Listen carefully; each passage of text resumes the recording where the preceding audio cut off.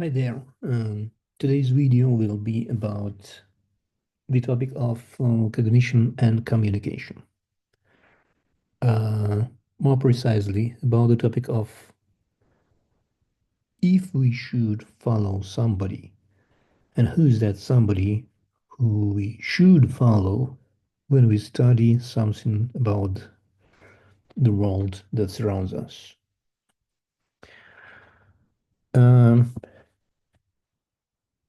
what I'm going to tell relates to the topic of cognition, relates to the general topic of communication as the part and necessary activity for that cognition.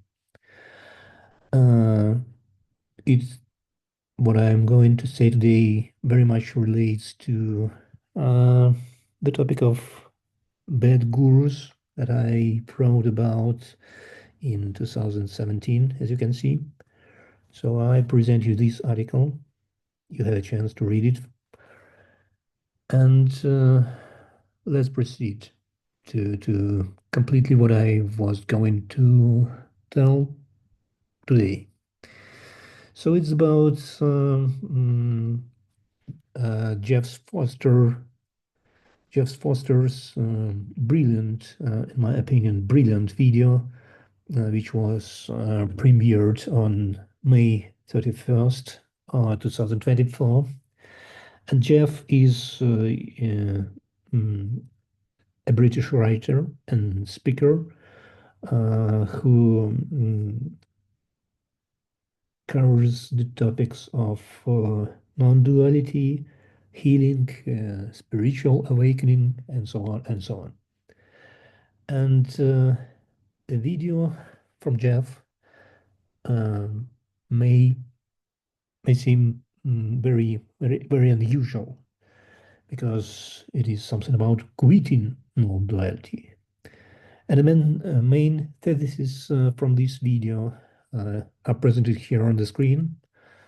So I would like to go through them and to go through some of them and to share with you my opinion on of what's going on and what's the value of this Jeff's speech and Jeff's position.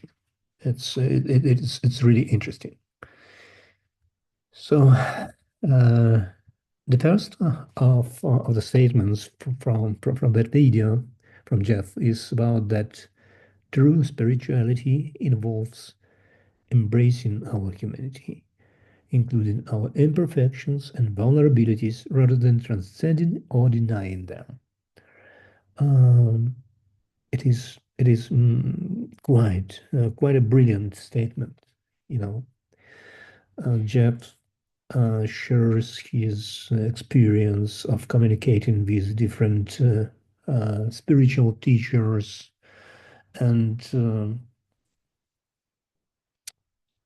noticed noted this tendency of denying of so-called not important parts of life, illusionary parts of life, underestimated everyday life. So Jeff opposes that, saying that it is not something related to, like true spirituality, because on the contrary, accepting that everyday uh, thoughts, emotions, little so-called little experiences, the experiencing even incompleteness, uncertainty, doubts, fears, some unpleasant emotions and experiences.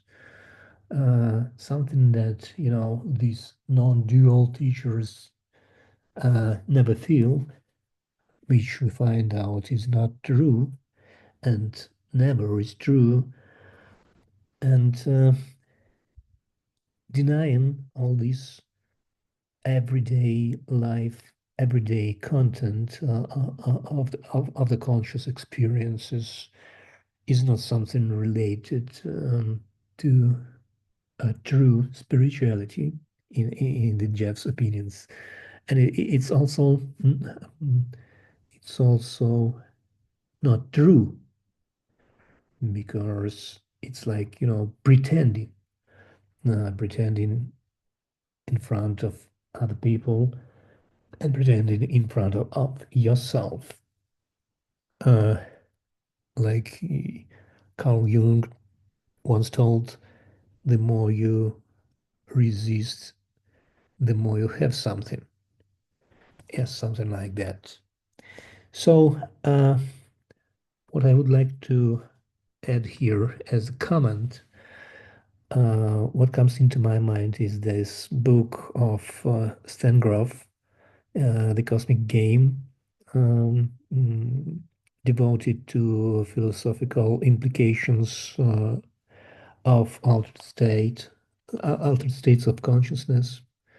And the book contains a really great thought, mm, a really great thought, and it sounds like mm, that many people experiencing some spiritual, transcendental, and transpersonal experiences in their altered state of consciousness journeys. They suddenly found out and realized that the point that seemed to be an end goal to them, the goal of their journey, of their spiritual experiences. This very profound state of unitedness with uh, something big, like some universal principle, some underlying reality, absolute mind, anything, however you want to call that. So that thing that always seemed to be the goal of of the spiritual journey, of the goal of studying and experiencing of these other states of consciousness. When they achieve that goal and where they experience this oneness with that something big, they experience also the strange thing that gives them the understanding on, okay, I started somewhere in my normal life and go here to point B, but here at point B, I can experience that something has started its journey from here to the point where I arrived from. And this experience of not contradiction, but existence in completely in the same time of two aspects of spiritual experiences. Uh, it shows that the hollow and holotropic intentions uh, is a normal discovery on the spiritual path. This understanding of two tendencies going one against other, going in completely uh, opposite directions. And these two intentions coexisting simultaneously. The understanding of this mm, interconnection between these two intentions, their coexistence, is one of the root discoveries of real spiritual um, awakening and a real true spiritual search. And we can also say that if we don't have this feature, and if we don't this understanding coming and revealed in someone's speeches, it's completely the same as underestimating what we have here, where we are at the moment, before any spiritual research journey or something. Underestimating of this current state in which we exist every day of our life is it's a sign of untrue, false spiritual teachings. You know, so I highly appreciate Jeff's expressed this opinion in his video and talked about that. That's that's an amazing thing and very rarely happening thing from the people claiming to be on some spiritual path. So let's continue. Um, Another statement of Jeff's Johnny is that non-duality teachings can become dogmatic and cult-like, creating a false sense of superiority and detachment from human experience. Here I would definitely strengthen can become dogmatic to always do become dogmatic. Um, and it relates both to organizations and individuals claiming to be something on that spiritual path. I searched a little around Google and found, these 136 pages in the cults category in Wikipedia. Well, can you imagine 136 organizations claiming they are something on the path of spiritual research and so on. So some of them, like on this picture, so entrance to Aranta's School of Enlightenment. I wonder, really, really wonder, and I'm afraid to imagine what can be happening inside the School of Enlightenment. It's an amazing thing that such organizations, such structures exist.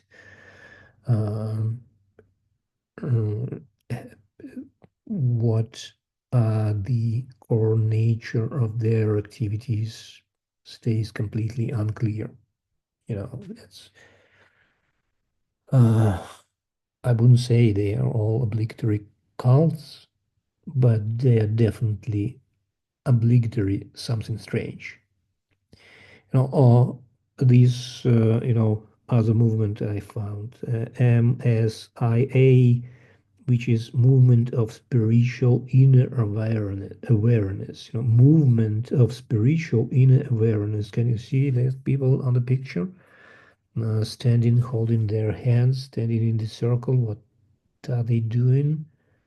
No clue. Uh, Probably they're moving towards something very, very big, big discovery is waiting for them, or much more, uh, much more known example of this famous example of Rajneesh movement. This guy, also known as Osho, this is definitely a cult, and is he was definitely a bright thinker, a bright and sharp speaker, but what the people and he himself created around these ideas of him is definitely a good example of how every idea can be completely distorted and turn easily into something opposite it. Look at that guys from the internet, providing something we kind don't exist, or the end of seeking, or something like that. Look at them. That's amazing. So going back to Jeff's claim about that non-duality teachings or spiritual teachings can become a cult, I wouldn't say can. They always do. And it's a strange feature, something like self-defense feature, self-defense implemented inside any idea that is trying to be spread among people. This unavoidable power of distortion, specifically when it turns into some organizational forms, uh, which exact feature of that all turns everything to dust? It is an interesting question. So let's go further. Um, Here I'm, really becoming a little angry about what's happening, and about that people who claim that anybody or somebody should follow them, who claim that they can teach somebody something, then they have some specific knowledge, spiritual knowledge that they can able to share with other people.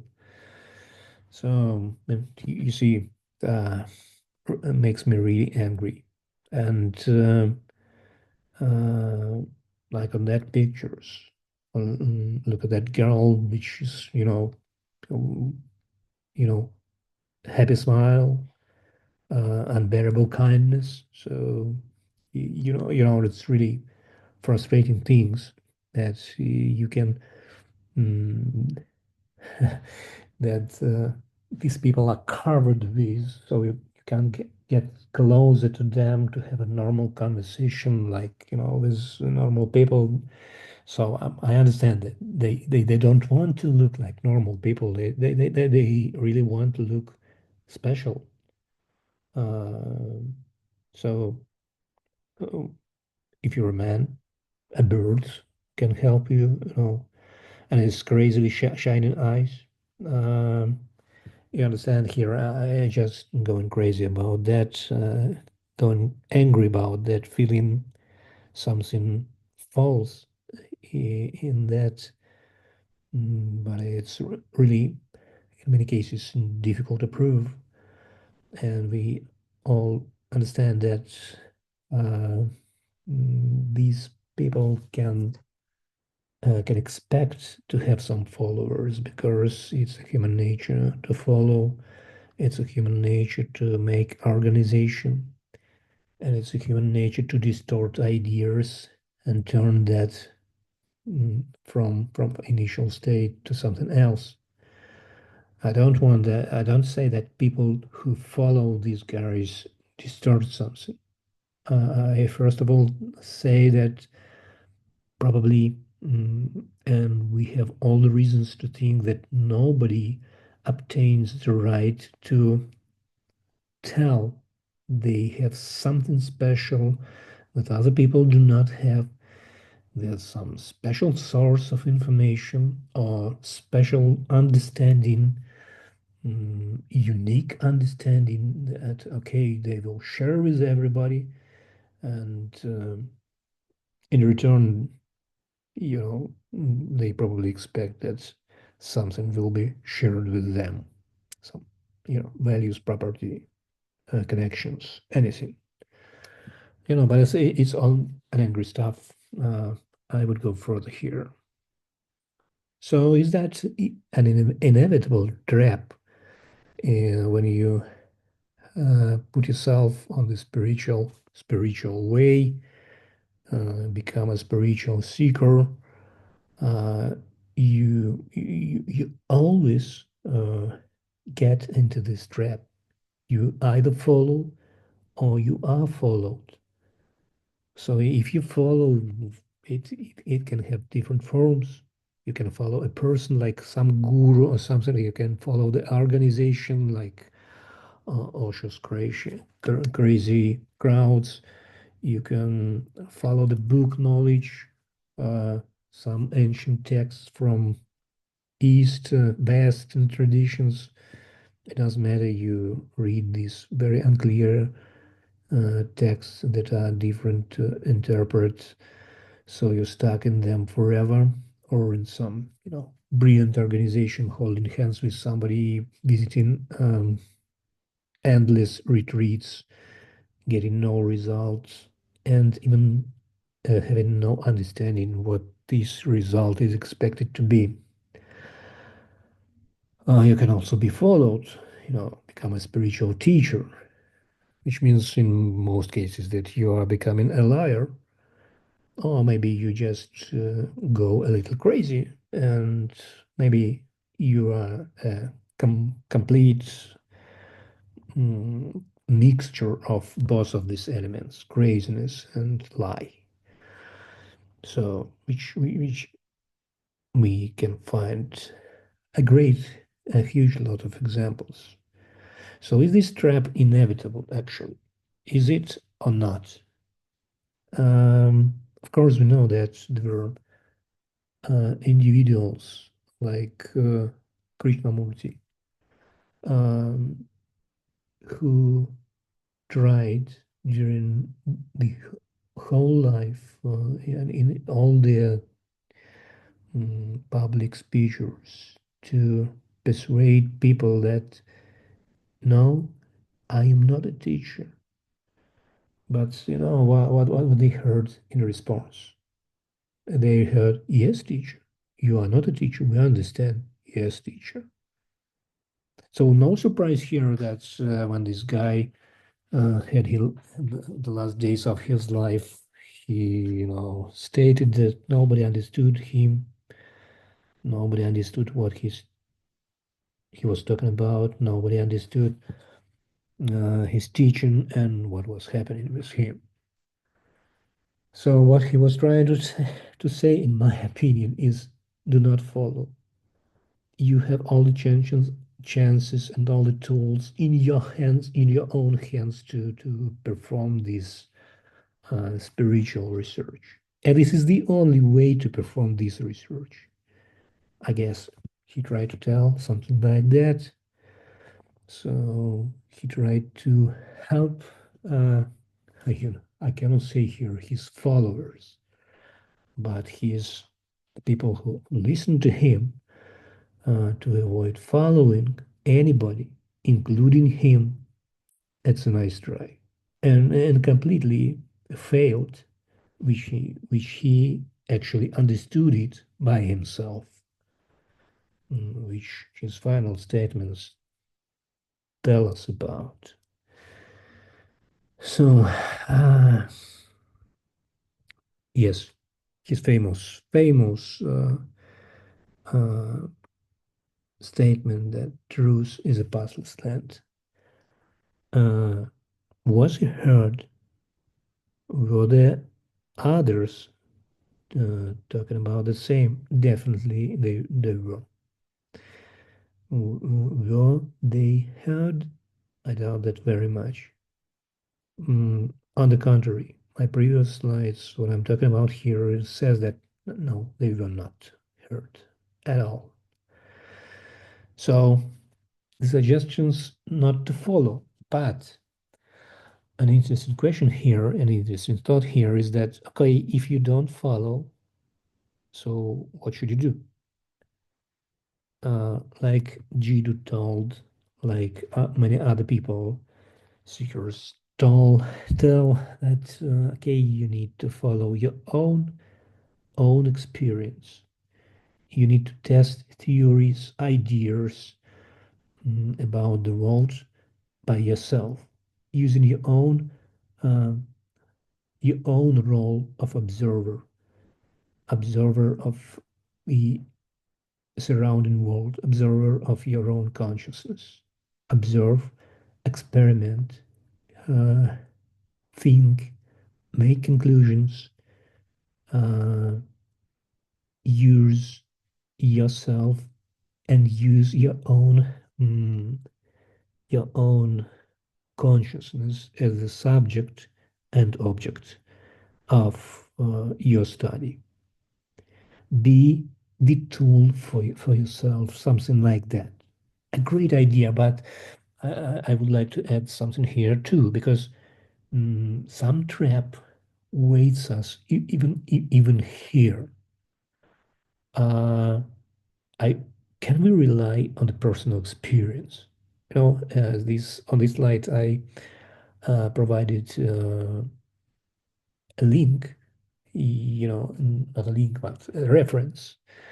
This is some book, and this beautiful, not book, but paper. And this beautiful paper is about false insights.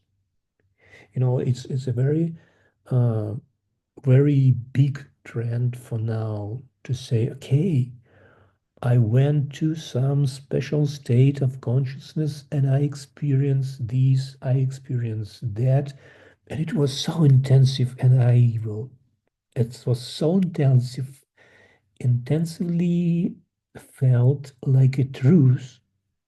So, what's the conclusion here? Okay, I know the truth now from that extraordinary experiences, and I will share it with you. Okay, go find thousands of videos with in the air, near-death experience reports, and so on and so on.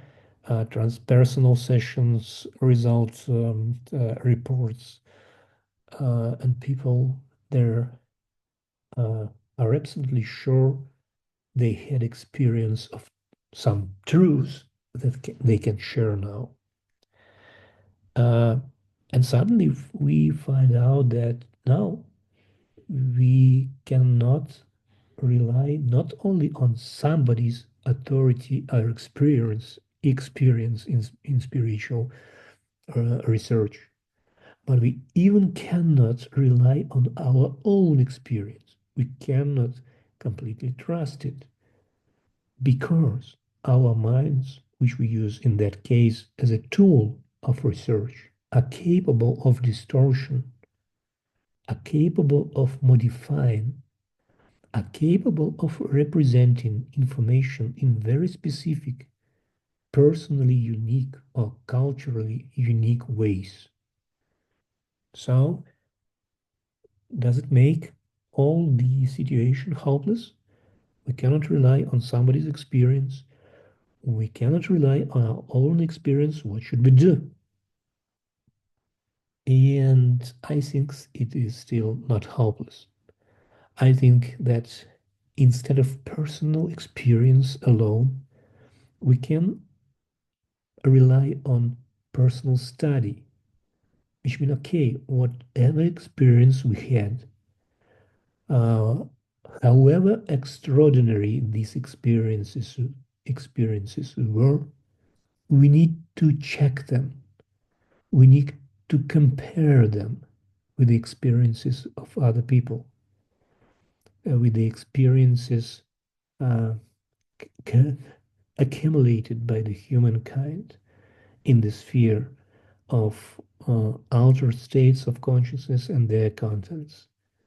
And if we compare them, if we include our own data and experience in the context of big data, in the context of other people's experiences, if we compare them, if we see differences, this is the basis of our study. This is the chance to see our own limitations, other people's limitations, limitations of our ability to obtain knowledge about everything and about anything. it is also the good and maybe the only way to come closer to the actual situation, to the actual state of things around us, to the actual features of the world, not how we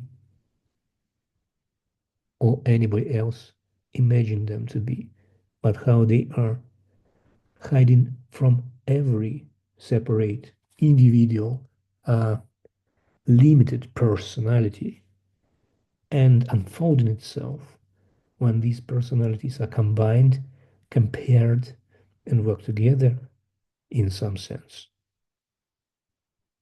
But, this is not a personal experience. This is a personal study, which means experience plus comparing this experience with existing data about experiences of other people. So that's what, in my opinion, makes this trap not inevitable. And to finalize all this stuff, once again, I want to express my great and exceptional respect for what Jeff Foster has done in this video uh, of May 20th, 2024, because his explanation uh, of dangers presented on the way of spiritual seeker are extremely valuable, in my opinion. And uh, the most beautiful thing from this uh, Jeff's idea is definitely the idea of how we can and should embrace our current life and our current state of consciousness, the one that we called a standard, the one that we may begin to underestimate awfully if we search for something else uh, and if we miss something that we already have right now without any effort. Thanks a lot. Bye.